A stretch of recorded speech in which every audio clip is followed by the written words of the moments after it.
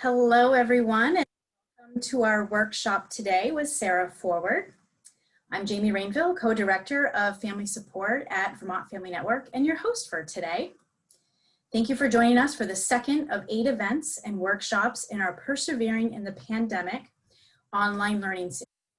If you missed our first event, the Vermont Center for Disability Rights Town Hall that took place on Friday, please check out our website for details on the recording. Vermont Family Network has been serving families with special health needs and disabilities and the professionals who serve them for more than 30 years. We are a designated Parent Training and Information Center, the Family to Family Health Information Center, and the Vermont chapter of both Family Voices and Parent to Parent USA. Today's workshop is being recorded and will be saved on Vermont Family Network's website and YouTube channel. Everyone who registered for today's workshop will receive a follow-up email with a link to this recording and an evaluation. Please take note of the chat feature at the bottom of your screen. If you do have questions as Sara is presenting, feel free to add that question in the chat and we'll make sure that your questions get answered. And so I am excited to introduce you to Sara Forward. Thank you so much for joining us today, Sara. Sure. Well, welcome everybody. Like Jamie said, I'm so glad to have you all on the line. And it looks like we're just a small crew today, but we're gonna, for introductions today, rather than going around and each saying things, we're just gonna put, if you want to, you could put in the chat where you are in the state, of Vermont. And then if you have any children in your care, what ages are the children in your care?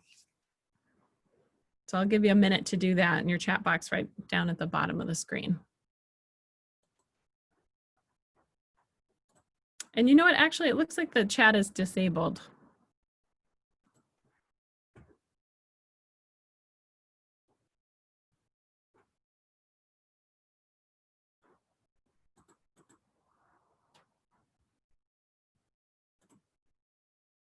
Yeah, it might be that the chat is disabled. Jamie or Janice, do you see that? Just a minute while we figure that out. So while we're thinking about the chat and how that might work, I'll take a minute to tell you a little bit about myself. My name is Sara. Oh, yep, Jamie, I see that yours is working. So maybe we can only see Jamie's chat, so that's fine. So then why don't we get into who's in your care as you have questions, and we could come up, and I'm gonna do a little bit in slideshow today. I'm not gonna do a ton, but then I'll give you an opportunity to tell us a little bit about who you're caring for, and then we can talk through some of the ideas in the slideshow and think about how they might work for you and your family. So we won't take a ton of time on the presentation. My goal for us today is for us to have a conversation and for you to think a little bit about these ideas, how they might apply to you and to the children in your care and your day-to-day with them in your home.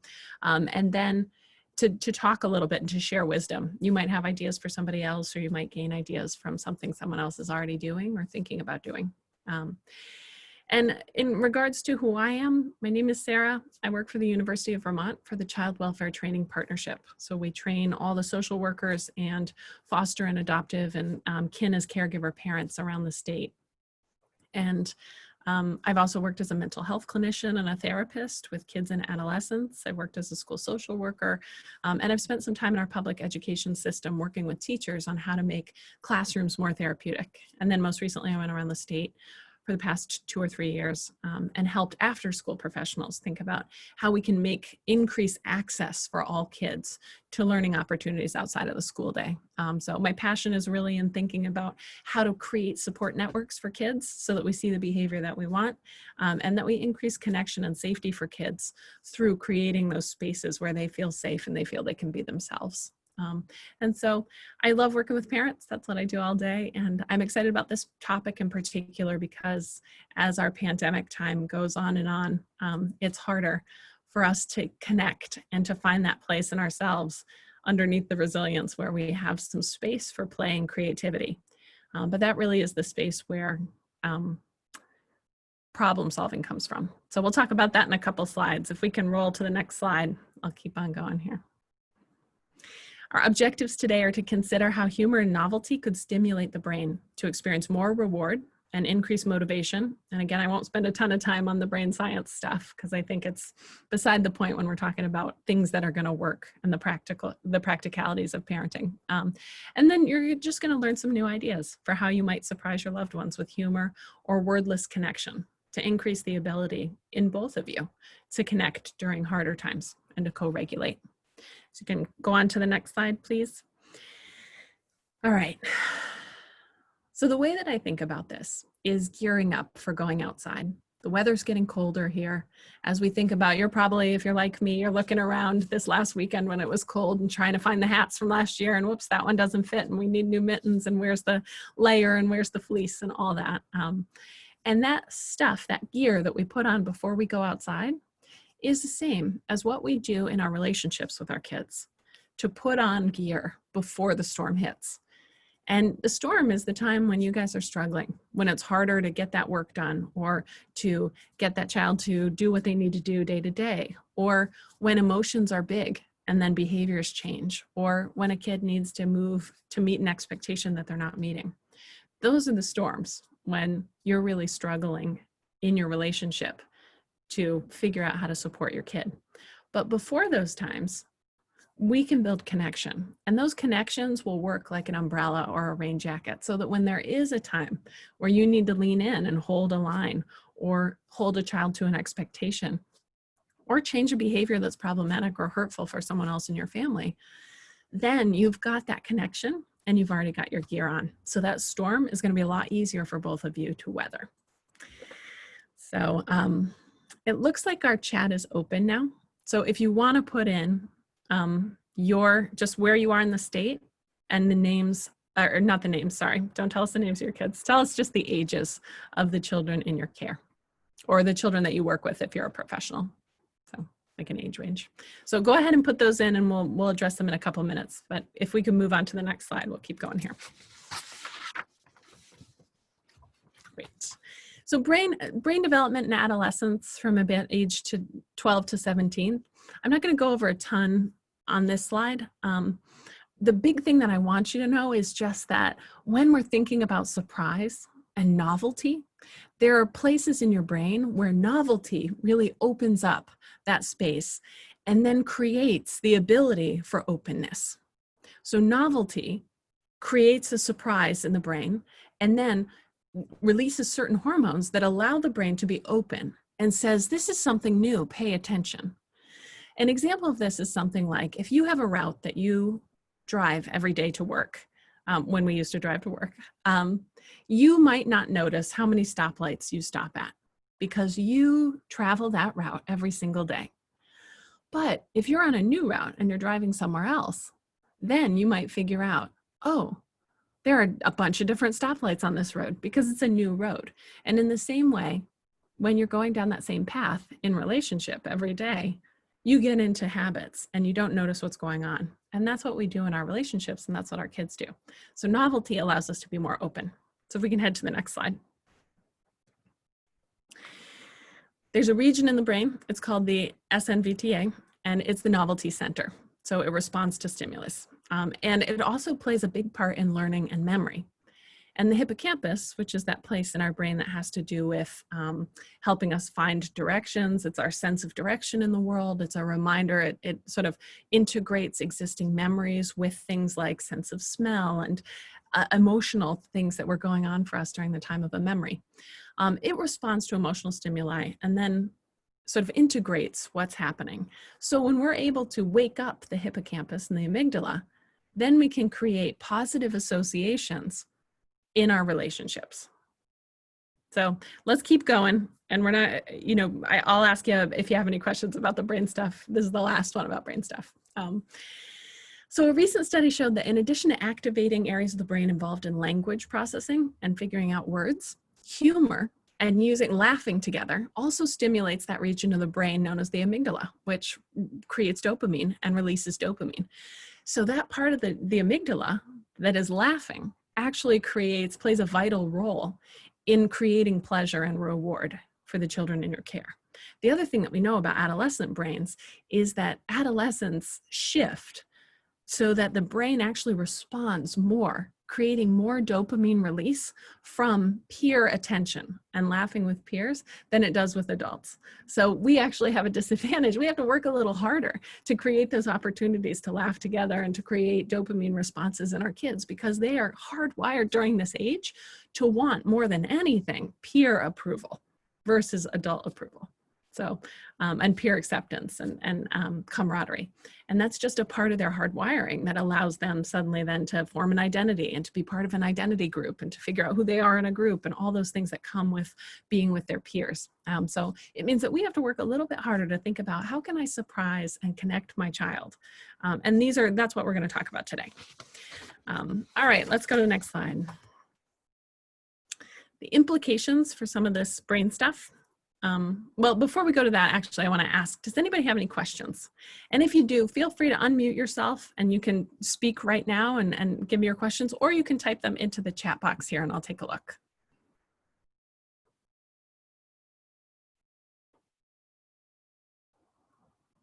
Any questions about what I just said?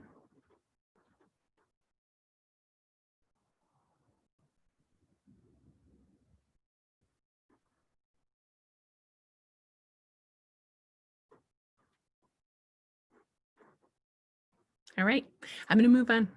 And if you have questions that come to you at any time, just put them in the chat box, or feel free to just unmute and you can interrupt me. That's okay.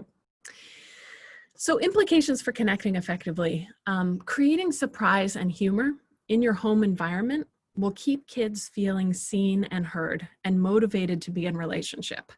Even though they may not realize what's happening and it might be a subtle change, when kids see something that's surprising, or when you surprise them with good surprises, not oh, mom's mad and I didn't know she was mad and suddenly I'm being yelled at because I wasn't paying attention and I didn't do something I was supposed to. Instead, you're putting in those deposits of surprises that are good for everybody. So you've taken the time to proactively think about, what would surprise or delight my child? And how could I work that into the daily routine today? Connection with wordless games, especially partnering games and activities throughout your day. So thinking about ways, if you have certain chores that need to get done around the house, how could this be a partnership? If I need to make dinner in a hurry, could somebody cook? Could somebody scrub the carrots while somebody else is chopping and somebody else is working on the stove? How could you create partner experiences that don't require a ton of word? And then you can notice your child's preferences. It's so validating for a child to have an adult see what they like and then validate that preference. So when children of all ages sort of think about what they like, we do this really naturally with young kids. You know, like, oh, you're coloring with the blue crayon. You really like blue. That's your favorite color. With older kids, sometimes their choices aren't as easy to validate. So it's hard. But it means the world to a teenager when you listen to the music that they listen to, when you take an appreciation and interest in their friends. Who are you hanging out with? Who are you texting with? Oh, what's she up to? What do you guys have in common? What do you like to do together? You know, asking about the things, that the hobbies, the interests. And if they don't have those things, or if they're hard to come by, then helping them to build that understanding of themselves, because adolescence and older tweenhood is all about finding your identity and figuring out what it is that you like and what you're good at and who you'll be in a group. So those are the pieces that we can really bolster when we're thinking about using humor or using wordless connection. And the other reason that I connect with this topic and that I like to talk about it is because as adults, and often as helpers, if you're in a helper profession, we really want to talk it out with kids. When we see that our kids are struggling, we want to talk it to death and figure out what's going on and how can we help and what can I do for you, and you need to figure this out. We also want to check in with kids to make sure that they understand what's going on. And honestly, as a parent, I know I have a tendency to lecture and I have to stop myself. The child doesn't need a lecture then. And the truth is, you know, I don't know any scientific data around this, but I would say 90% of what we say to our kids goes in one ear and out the other. And I think we've all had conversations where we realize about halfway through, I'm talking to my child and he or she just isn't listening. This isn't happening. And for that reason, when we need to build connection, when we really need to work on our relationship, sometimes sitting down and talking about feelings or talking about a behavior that needs to shift isn't the route that's going to be as effective as thinking about building a relationship that doesn't rely on being verbal together. And the other thing that we know is that we're parenting lots of different kids with lots of differing abilities to be in a verbal relationship. You might have a child who's nonverbal in your care, but every kid, regardless of their verbal ability, can feel love, can feel humor, can notice and appreciate, can laugh, can feel joy. And those are the pieces that we want to highlight when we're thinking about connecting with children and all abilities of being able to really respond and talk through what's going on. Any questions about that?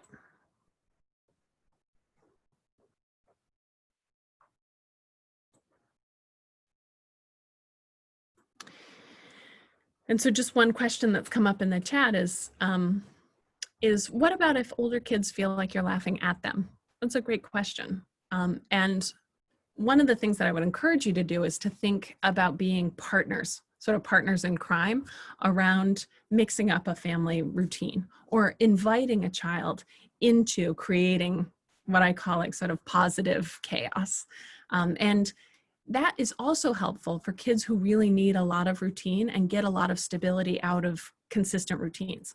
So I've had a lot of questions from parents around, what do I do if my child has a lot of need for a pretty rigid schedule and has a lot of rigidity around something new and something different in the routine?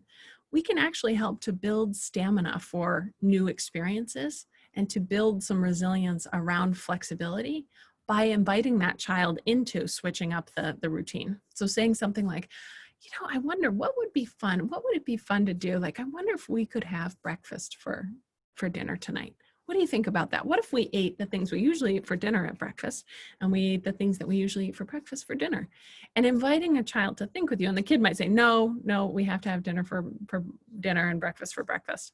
What else might we do? You know, I wonder, I love the color red. I wonder if I could use red today. How do you think I could put red on my body today? Any ideas? You could start with yourself and then move on.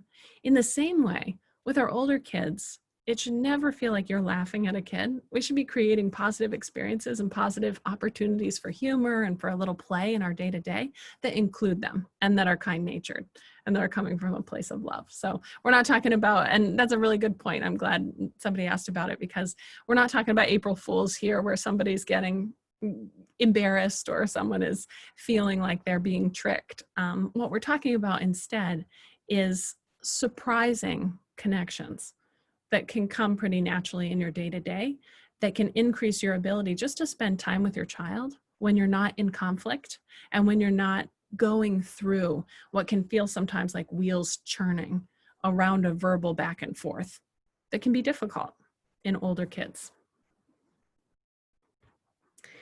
All right, let's move to the next slide. So here are some, the next couple slides are just about what I'm talking about, like sort of the nuts and bolts of things that you might try. So surprises around the house that I'm talking about are things like put balloons in weird places. Put googly eyes on things that shouldn't have them. You know, they open up the fridge and all the fruit has googly eyes. Upside down furniture or a painting. You know, sometimes if you walk into a room and the painting that's usually there is upside down, or they go into the living room and suddenly the recliner is upside down. And again, thinking about what your child needs for safety. A child who's experienced trauma or who has experienced something unsafe before being in your care, that's not the time to turn the chair upside down. So you know your child and what their tolerance is, and I would start small with things that could be, that you know will be funny and will feel safe.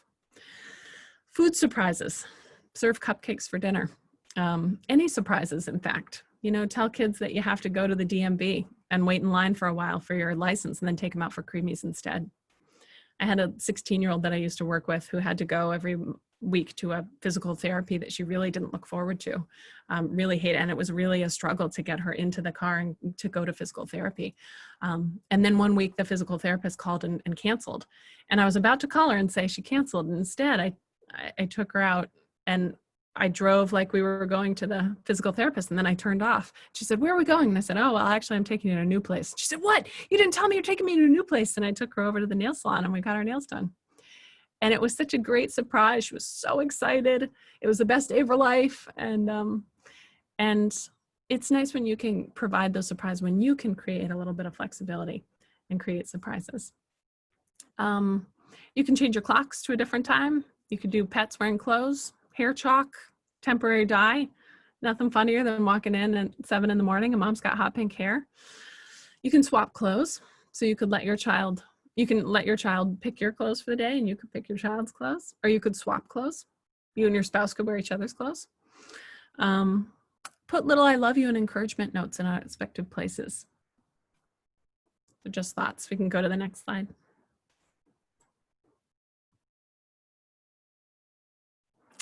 So humor around the day, the house might be a joke a day calendar on the kitchen table. You could watch funny, appropriate, of course, movies or shows together. You could write and perform. It could be a play, it could be a song, you could take a song and change the lyrics to have to do with your family. And you could read school assignments and act them out like charades. What do you have to do tonight? Okay, Dad's gonna show you. Take a look.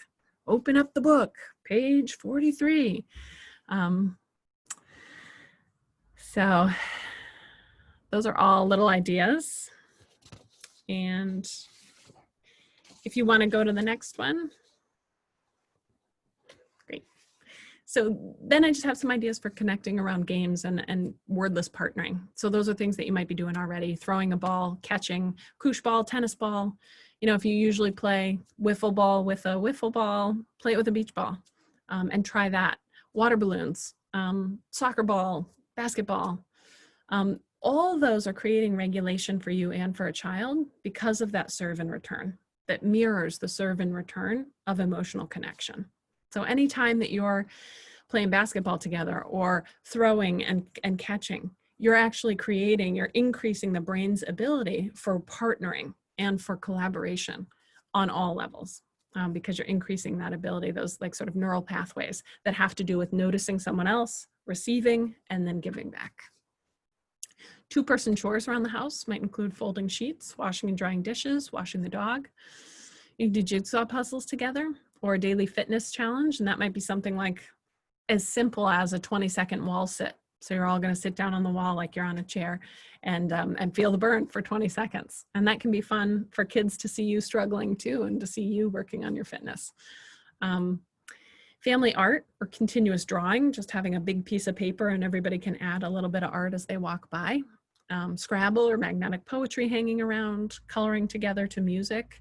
I had a family in our series that we did with Vermont Family Network in the spring who told me this lovely thing that she did with her daughter where they would just sit down and just listen to music together and doodle. They would use their gel pens and just doodle for a half hour or so. And then it was a really nice wordless time where she and her daughter could do something that relaxed them both and helped lower the stress level in their relationship instead of the normal back and forth of teenage girls and their moms. So, let's go to the next slide. So finally, you can share your preferences. Like I said, preference assessments and noticing preferences in kids can be really powerful. Choose my outfit for a day. Let your kid wear your makeup or let your kid pick what you wear or do each other's makeup. Favorite music session. So each person in the house could pick a song and you can listen to them all at dinner. And remembering again to couch that with some rules of everybody has to be respectful of everybody's choice. Nobody's making fun of somebody else's music choice. Everybody's going to listen. Everybody gets a turn. You can make funny masks of TV characters and have a conversation as the characters, or you can FaceTime a friend or a relative in character. We had a friend a couple months ago who called and it was all the different characters from the TV show Friends, and their whole family had a different character and they wished us happy birthday as the characters from Friends.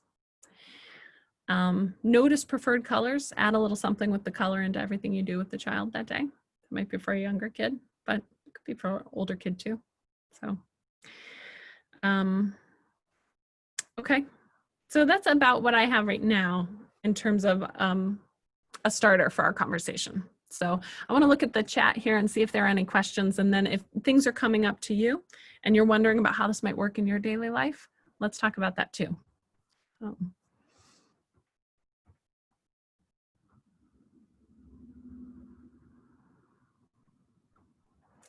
Oh, this is cute. So somebody says, I read a book once that suggested calling your child's name, and they usually anticipate you telling them they need to clean up or do their homework. And then when they answer you, just shouting, I love you. I love that one. And yeah, we could stop screen sharing at this point so that people can talk a little bit.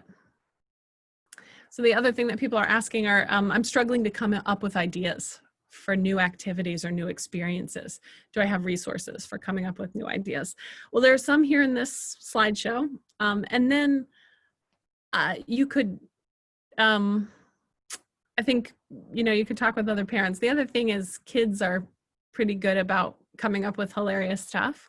So the other thing that I do in my family is my daughter will tell me when she wants a surprise, and she'll say something like she decided she wants a new pillow, and she said, "Mom, I want you to surprise me with the pillow. I want you to get me a new pillow." And she does need a new pillow, so this worked out. "I want you to surprise me with a new pillow. And some night while I'm sleeping, I just want you to replace my pillow. And I'll wake up and I'll have a beautiful new pillow." So I haven't done that yet. It'll be sometime. And the good thing is you can say, well, for it to be a surprise, I'll do it when I do it. You'll just have to wait. It's been weeks now. At some point, I'm going to buy a new pillow and put it in her room. And kids are really good at figuring out what they'd like and asking. So you might also ask them, I'd like to do a surprise for you. What would be a surprise for you? Or what would be if I were going to give you a treat someday, and it's not going to be today and it's not going to be this week, but at some point I'm going to give you a treat for dinner. What would the dinner be? And then think about how to do that for them. And they could be a part of that, that thinking. Somebody's asking about ideas for the car, activities in the car. I have a couple ideas there, but I want to open it up to the group. What do you do in the car that can sort of help with a trip, or maybe with a child where it's difficult to be in the car and to be going somewhere? And feel free just to unmute and speak to the group if you'd like, or you could put an answer in the chat.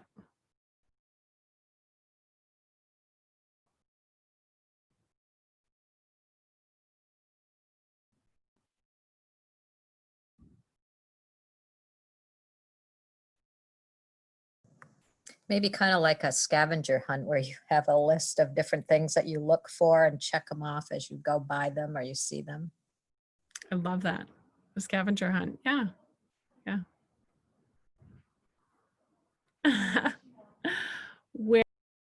Wear a fake mustache and talk in a funny voice. I love that one. You're going in disguise in the car.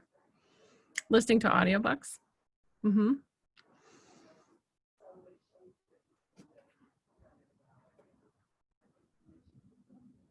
Doing sing-alongs. Great. I would say that playlist thing that we were talking about for dinner, you could also think about a playlist for the car. So if you've got a 30-minute drive, everybody gets to pick 2 songs and you put them on a playlist and they're waiting to hear when their song comes on. Other thoughts about being in the car? And I think one of the questions was around how to keep kids from fighting each other.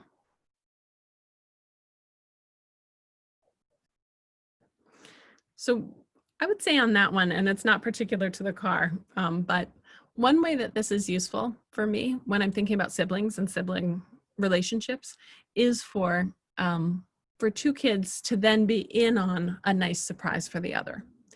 It's a proactive approach, so it's not going to help in the moment with the fighting in the car, but it will help with the relationship and with building a relationship where they have a little more stamina for being around each other, and you're offering a little bit of compassion building. And that could be around something like, it seems like your brother's been having a hard time. He just started school this week. He's feeling pretty tired. What do you think we could do that would make him feel really happy? Wonder if we could build him something out of Legos that would surprise him in his room. Do you want to help me do that? Thinking about ways that they can be in on the surprise and be a co-conspirator around surprising in a helpful way, and in a way that's going to surprise and delight a sibling. And that can really help. In the moment, when kids are fighting in the car, you might think about something like, like the quiet game. We've all got to be quiet. I wonder how long we can be quiet. I wonder who can be the first to see a Volkswagen. Thinking about what are the games that they're going to have an incentive to play that will keep them from fighting.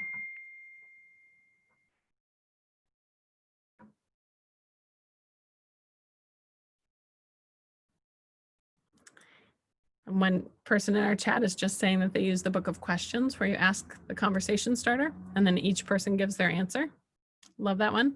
Related, would you rather? Would you rather have a pet dog or a pet cat? Would you rather go to Disney World for the day or fly in an airplane over the Niagara Falls? So just asking them, would you rather have wings? Would you rather be invisible? And they love to come up with those would you rathers also. And then everybody gives their answer. So family games like that, sure. Yeah. And what other thoughts do people have about any of this? How this might work with older kids, how this might work in your home. What are you skeptical of? Let's talk about how it might work day to day.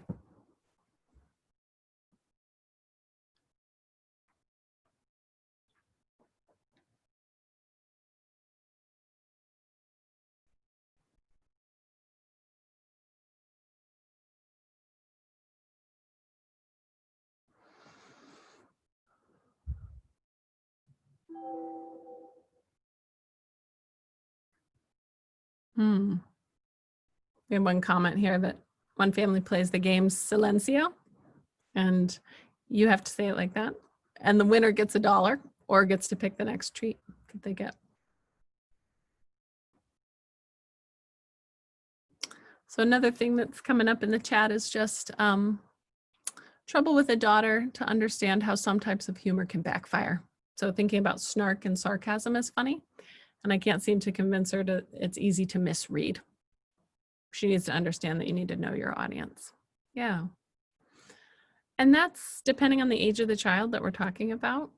That might be age appropriate. You know, it takes a long time, and people understand depending on where they are developmentally and in who they are and what their particular needs are. It may be that that kid doesn't differentiate and can't really can't understand how other people might be experiencing her or her reactions. But I think a lot of the work that we do there around increasing a child's ability to do social processing does feel like work for them. When we say, take a look at her face, is she upset or not? Or how do you think he felt? And doing that good reflective work, it's all so important. And it might be a chance for them, you know, that doesn't offer an opportunity for them to do something positive for someone. So we want them to figure out, boy, that didn't land right. That was snarky. And that might have been hurtful or might have been confusing to someone.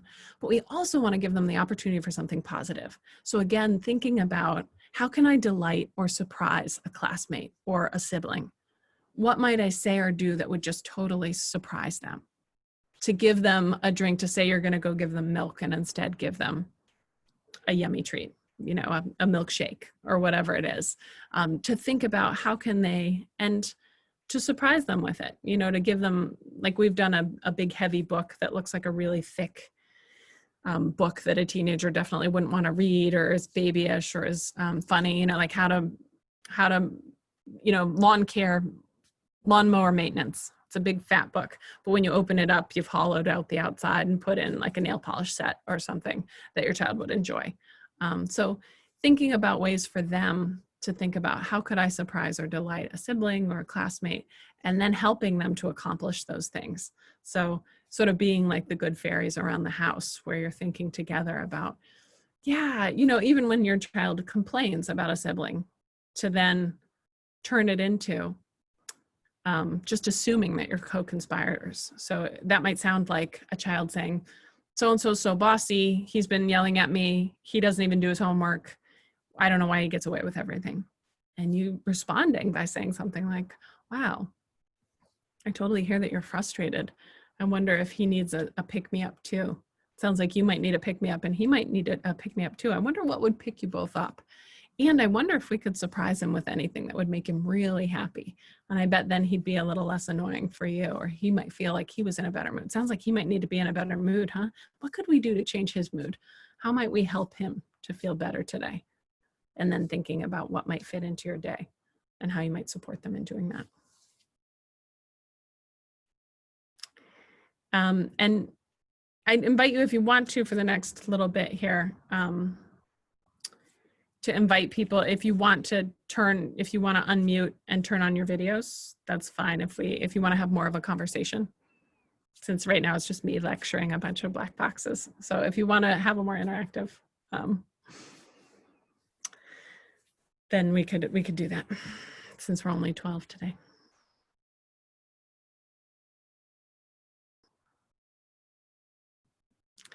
And somebody asked me about older children, about a child, maybe an only child who's struggling socially, and then a child who acts older or thinks it's cool to act older. And I see those all the time, these kids who are too cool for school, who want to be really funny and sarcastic. And it's really hard to do, but a lot of that is, we can approach that with earnesty. And that will be that also might be a way for them to try on some behavior at home. You know, sometimes I see that when a kid is trying on a front or an attitude that they don't have with their peers, a confidence and a snarkiness that they don't have with their peers, but that they're trying it on with mom or dad. And sometimes I call that out. It depends on the kid. Sometimes, and I might call it out and it would sound like this. You know, a kid says, "Oh, great, we have to have this for dinner." You know, I hear that you're saying that, and that maybe that's not your favorite dinner, but you don't really need that attitude here because you're with me and you're safe here. And that level of earnesty is often off-putting for teens or for tweens. God, mom, I know. And it's going in. So those messages, as much as they might be giving you sarcasm, don't take the sarcasm at face value. And that would be my biggest piece of advice for anybody who has a tween or a teen in their lives. Don't take the sarcasm as seriously as we want to. You know, that we think that they're really making light of something. But the truth is, those messages of love, acceptance, and universal, like forever support are still going in, even under the eye roll. And that can be a big eye roll, and it can be really annoying on the surface, to be honest. Our own reactions might be, that kid is driving me crazy. And if we can hold it together to give a message of love or acceptance, or to laugh and say, you know, I hear you saying that, and I don't believe you. I just love you so much. I can't help it. I can't joke about it because I love you so much. Those messages of love are still getting in, even amid the eye roll. I don't know if that answered your question. So another person is asking, thinking about fitting things into your day. What about when you're too tired or stressed or busy to think of ideas? How do you fit these techniques in when you're feeling tapped out? Great question. And the answer is you don't. So in those moments, that's the storm. When you're too tired or too stressed, it is not on you to then come up with an idea to be humorous or be playful. That often will backfire. That's the place where you need to take care of yourself. There's no room for humor when you're too tired. You can't joke around if you're feeling really sad and stressed. So that's the moment really to take a minute and say, nope, can't do it today. Tonight, I'm just going to keep them safe. I'm going to take a bath. I'm going to take my whatever I need to do and take 5 minutes, go do my adult coloring, go listen to my podcast, whatever it is, go on the exercise bike, whatever it is that helps you to take care of yourself in that moment. Your job then is actually to step away and to say, what do I need to do to keep the kids safe? And you don't have to worry in those moments about the connection, or am I bolstering them with humor or with surprise, elements of surprise. The times when you're stressed and upset are not those times when you're going to be able to access that. And so take the pressure off. It's really okay if 4 days out of 5, you can't find a place to be humorous or to find a push and pull that feels good. But if every Saturday you have 3 hours where you're not stressed about work, not worrying about the carpool, not worried about your full-time job and your childcare and your child with special health needs, then maybe in those moments, you know, even if it's once a week, that you can do something that feels lighter together. Those are the buoys that are going to keep you afloat. So we're not necessarily talking about this is wonderful, enriching stuff that you can do every day. Instead, we're talking about these are the things that you can do when you have capacity. And it will build your own capacity to be able to do those things when you can. And then absolutely don't beat yourself up when you can't do this, because that's not useful for anybody. I hope that answered the question there.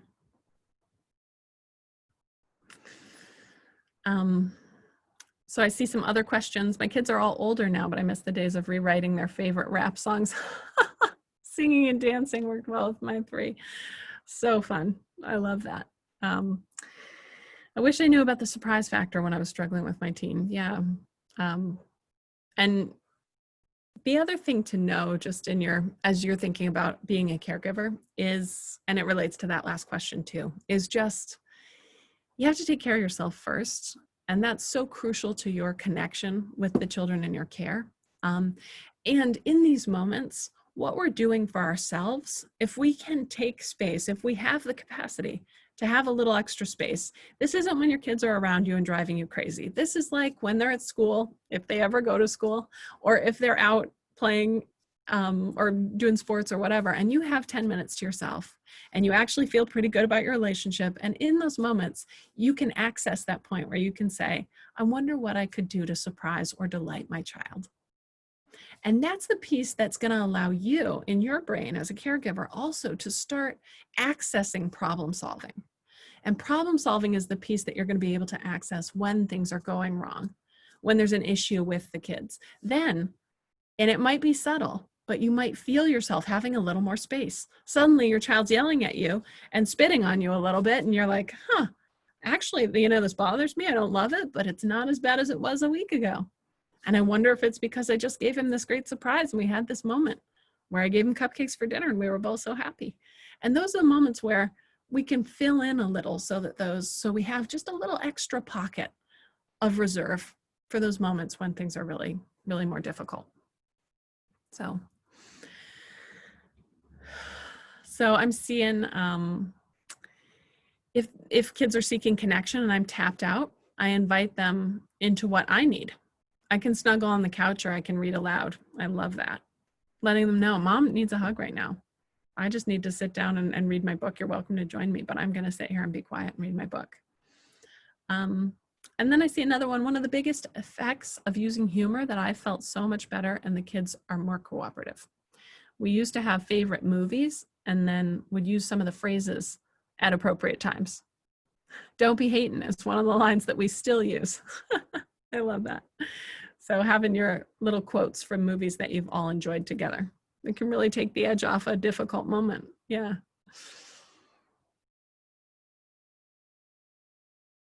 The dog frequently gets admonished for being snarky.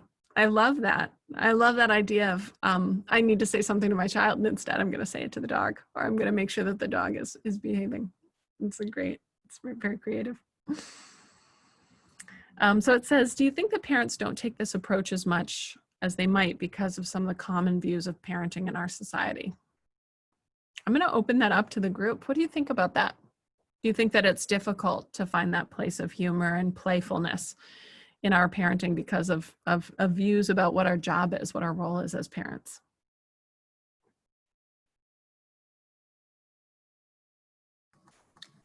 I don't know. I was watching my daughter and her boyfriend this weekend, and some of the different things that they're doing and my other kids, and they're kind of mimicking and doing some of the things that I used to do with them when they were younger. So yeah, so I don't see, I think maybe it's different with some of the parents, but I don't know. I saw them as being pretty similar to me, where they would have fun with them, and they were doing, like, we used to do a camp out where all 4 of my kids would be in the living room. We'd all have sleeping bags on the floor and we'd watch movies and have popcorn or whatever. Do the same kind of things, and spa nights that I do with the girls, she does with her girls. But as far as the parenting goes, they still, they use the firm voice, and, and they reward them when they do really well. And so they're doing the same approaches that I did years ago, and they're all, well, my daughter's 30, so. I love that. Yeah. Isn't that beautiful to see? That's what they want to create. Yeah, definitely. I do think that there's pressure to change your behavior depending on how you respond, depending on what the other audience is. Mm-hmm. We use a lot of humor at home, and it really has changed the dynamic for the positive. What we struggle about is my daughter learning that know your audience. There's a time and a place, and you can joke and be goofy around us, but I you will respect others when we're out. Mhm. She snarked at the doctor on a sick visit, and she genuinely thought she was trying to be funny and clever. Like, that was the worst part. And I called her on it because I was horrified, and she can't talk to people like that. And then she was embarrassed and mortified and like crawled back in her skull. And you could sort of see that it was like what you were saying, the trying on of like, you know, I'm almost 13, I'm almost 12, you know, I'm cool, you know, but yeah, I do feel like sometimes I respond a little bit more intensely than I need to, Mhm. because there is sort of a sense of like, okay, I'll call her out on it when it's not okay at home. Like, okay, that's a little too far, you know, like, could you say that in a nicer way? But if it's in front of my parents, or if it's in front of a perceived authority figure, I definitely respond very differently. And sometimes I think that's okay, but sometimes I think it's me having a knee-jerk response. Yeah. Yep. You know, this might not be directly relatable to the child in your care. I used to play a game, okay and not okay, with an autistic child that I cared for. And so we'd be in the car on the way to social events, and we'd play a game called okay or not okay. And I'd say, hey, when we go to the party, is it okay or not okay to open the birthday boy's presents? And he'd be like, not okay. And I'd be like, okay, is it okay or not okay to pee outside? You'd be like, oh my God, not okay. You know, like all the different things that he was struggling with or working on, we would just check in. And it was a good reminder, but it was a playful thing. And he got really into it and was able to come up with his own okay or not okay. And he'd come up with hilarious ones, you know, is it okay to ride a dragon to school? Not okay. You know, like all these different things. And we'd argue about them. I'd be like, actually, it is okay to ride your dragon. If you want to ride your dragon, I think it's fine as long as you get to school on time. And that created a little bit of play, but it was also a space for us to remember ahead of time. So it might be something where you do something similar around okay or not okay. Let's play doctor or you know, let's simulate a conversation where you're talking with a peer. What if I said this? Would that be okay? What if I was talking to my teacher? Could I talk to my teacher that way? Yeah, I kind of do that with my daughter who's 27. She's Down syndrome and she's a big flirt. And so safety is an issue. So usually on our ride somewhere, if we're going anywhere where there's going to be males, we usually have a conversation too of what's okay and what's not okay. Yeah. Good reminder. Yeah. So I see also in our chat, I used to think as a parent, I was totally responsible and I had to teach the skills, but now as a grandparent, I get to do more of the teach compassion and joy. And it's so much more fun. So much more fun. Yeah. I often think about that, like how much more fun the role of auntie is than mom and why I'm such a fun aunt and just an okay mom, because as a mom, you feel like you have all that pressure. Or as a parent, you have all that pressure to teach them everything they need to know in the world to make sure that they're compassionate and considerate and responsible and know their ABCs and know how to brush their teeth correctly and all that stuff. And sometimes it's helpful when I relax in that conversation and can find space to say, we're also just two people in a relationship. And that power dynamic, as much as we can move it so that we're equal partners, those are the moments where you're really going to make connection, where we aren't in that position of authority, when we're just enjoying ourselves and enjoying our kids. So those are the moments where if you can find preferences that you can enjoy together, or if you can tolerate the music for a couple of, you know, for an hour to listen to your adolescent's music choices, to frame it for yourself as I'm taking a break from having to be mom. And I'm just going to try, my job for the next hour is to enjoy this god-awful music and this beautiful child in front of me and take the moment to make that connection. And those are the moments where afterwards you're going to feel like your bucket's filled a lot more than the constant lecturing. I don't know about you, but as a parent, I get really tired of my own voice and the things that I'm saying over and over. And there are some days where I'm like, I can't believe, I'm just so tired of hearing myself lecture. It's terrible. So... Or we all get out the door, but afterwards I'm like, oh, I'm exhausted. I just yelled at people for half an hour. Whew. So we have to give ourselves space from being that and let ourselves off the hook. Sometimes let yourself be late for school and allow yourself to take the time you need just to be confident in that, just to take a breath in that conversation. Here's another comment, just totally agree about being a grandparent. Perspective changes when they aren't living with me 24/7. Totally. I didn't ask other parents for their ideas as much as I could have when I was parenting. Would do that differently if I had to do it all over again. Yeah, I wish we could create some more spaces for that. We were just talking about that before the webinar, about there aren't a ton of spaces where parents get together. And now during pandemic, it's even fewer places where you can say, hey, what's going on for you? It would be really nice to create some sort of support network where we can just say, here's what's going on. Any ideas? Because there are a lot of great ideas. You've got a lot of wisdom to share with each other. Another question, what kind of ideas do people have for getting dad to lighten up a bit? My husband could sometimes undo the mood after getting home from work for 5 minutes. So, and somebody else says, yeah, same with the dad issue. Yeah, so getting your partner on board and thinking about being together on the same page. Any ideas about that before I address it?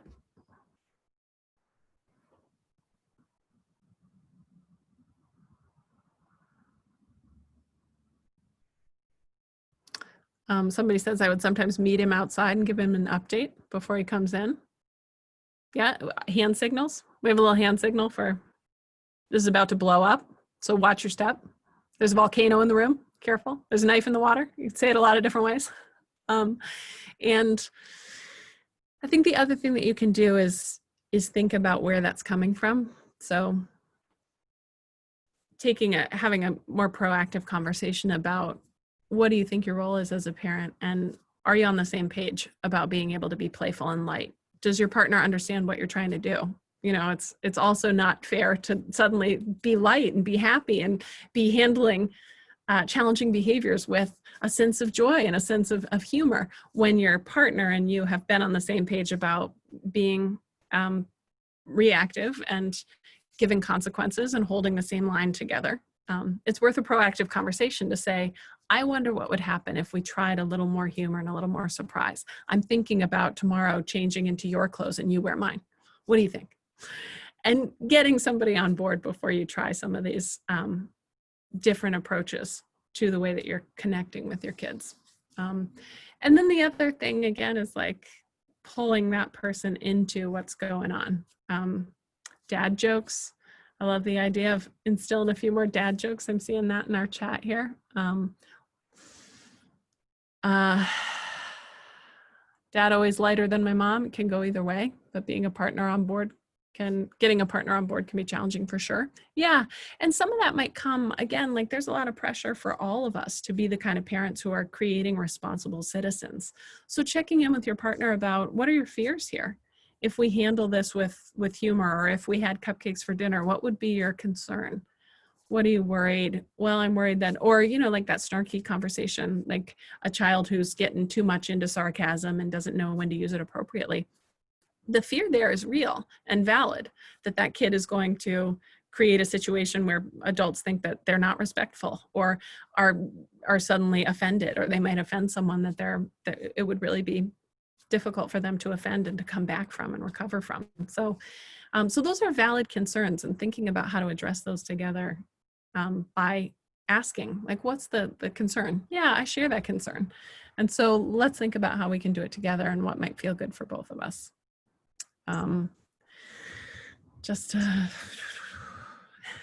Sarah, I had an idea. This is Molly, and I apologize for my video being, I'm working from my bed with some back issues today. But I was just thinking about, you know, letting the kids in on the joke. Like maybe if dad has a hard time when he's coming home from work, we give him his 5 to 10 minutes and then we surprise him with something. So the kids can be a part of that humor and the surprise aspect and feel like they're involved in that process. I love it. You could even do like a 5 or 10 minute dad spa. So saying, Daddy, everybody's crazy and we're all really cranky, but we've decided to give you a 10-minute spa. So here are your slippers and here's this sports magazine and you can just go enjoy the living room. We're going to be up here, but we're in a pretty bad mood. So when you get back up, you got to have your game face on because we're all really cranky. If you can say that with a straight face without laughing, then more power to you. But I think lightening up the reality of we're all pretty stressed. It was a pretty bad day and we're at the end of our rope here. If you can even create that 10-minute space where maybe the kids are still yelling and upset, but sometimes acknowledging it in the moment, you know, I don't know how many times I've heard myself say, I am really cranky today. Just letting other people know, acknowledging that you understand that you're behaving badly, it does lighten the mood. Everybody can laugh about, yep, mommy's in a bad mood. That's what's happening right now. But it does lighten a little, and it can shift things a little bit to acknowledge I'm behaving badly and I can't stop right now. So can we work through it together? So I'm seeing that we might want to wrap up a little bit, and Jamie might have a couple more slides for us just about the end here. So I'm going to go ahead and let her do that, and then we can finish up. Thank you so much, Sarah. Yeah, so as we wrap up, just a quick note about some upcoming virtual events. We are hosting a series of parent focus groups to provide to the Vermont Developmental Disabilities Council's next 5-year state plan. There are several more workshops in our free online learning series, thanks to the support of our sponsors. Details are on the homepage of our website, which is vermontfamilynetwork.org, and also share on our Facebook page and on in our e-newsletter. So thank you so much to Sarah today for your excellent work. You'll see the link to an evaluation in the chat. Please take a few minutes to complete it so that we can make improvements and fulfill grant requirements and just know how we're doing in general. So we're here to help. Please contact by phone or email. You can also get connected by subscribing to our e-news, following us on Facebook, or if you're a parent or in a parenting role, joining our closed Facebook page, which is Vermont Families of Children with Special Healthcare Needs.